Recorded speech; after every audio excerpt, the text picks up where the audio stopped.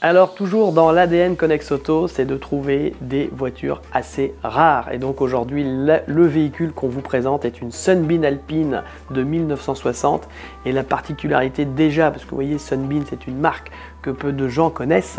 Et en plus, celle-ci qu'on vous présente aujourd'hui est une série 1, donc encore plus rare. Donc c'est pour ça que la plupart de ces voitures-là aujourd'hui, il doit en avoir à peu près une vingtaine de série 1 qui fonctionnent encore en France. Très peu sont à la vente, et si on met toutes les séries les unes après les autres, parce qu'il y a 5 séries sur la Sunbeam Alpine, seulement à peu près 200 à 300 modèles doivent rouler encore sur le sol français.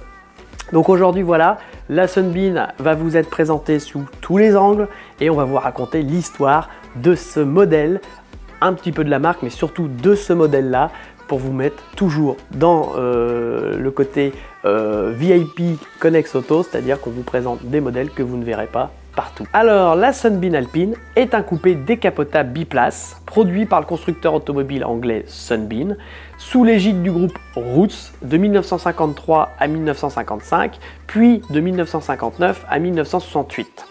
Le modèle original lancé en 1953 a été la première voiture à porter la marque Sunbeam après le rachat par le groupe Rootes des marques Clément Talbot et Sunbeam. L'Alpine a connu 4 révisions successives jusqu'en 1968. Elle a été fabriquée à 70 000 exemplaires, donc les 70 000 exemplaires c'est de la série 1 à la série 5. La production s'est arrêtée peu de temps après le rachat de la marque par Chrysler. La production de l'Alpine, donc là aujourd'hui ce qui nous intéresse c'est de parler de la série 1 parce que c'est notre voiture présente chez Connex Auto. La production de l'Alpine série 1 a débuté en 1959. Un peu plus de 11 000 exemplaires a été produite. La voiture a fait un usage intensif des composants d'autres véhicules du groupe Rootes et a été construite sur une base modifiée du break Hillman Husky. Alors pour les puristes, si vous avez remarqué, il y a quelques petites pièces qui sont issues de la série 2 et non de la série 1. Il s'agit du montant de guidage de la vitre. Effectivement, sur la série 1, il n'y avait que ce petit embase triangulaire que nous voyons là sur la photo. Et finalement, ils ont eu beaucoup de soucis au niveau du guidage de la vitre et ils ont fait une amélioration sur la série 2. Donc c'est le montant qui vient jusqu'en haut et qui accompagne la vitre jusqu'en haut. Voilà, ça c'était la petite parenthèse parce que je sais que les avertis de cette marque-là diront mais non, c'est pas une série 1, c'est une série 2 au vu des montants de la portière, mais non, c'est bien une série 1 avec effectivement la petite amélioration de la série 2.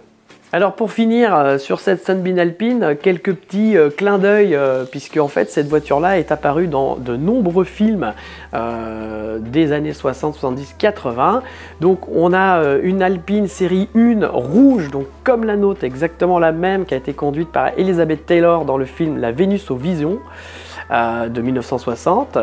Autre clin d'œil où on voit apparaître une Sunbeam Alpine, alors cette fois-ci c'était une série 2, c'est dans le James Bond face contre Dr No qui est sorti en 1962 et donc il y a une scène où notamment où Bond conduit cette Sunbeam Alpine sous un camion pour échapper aux tueurs à gages qui le poursuivent.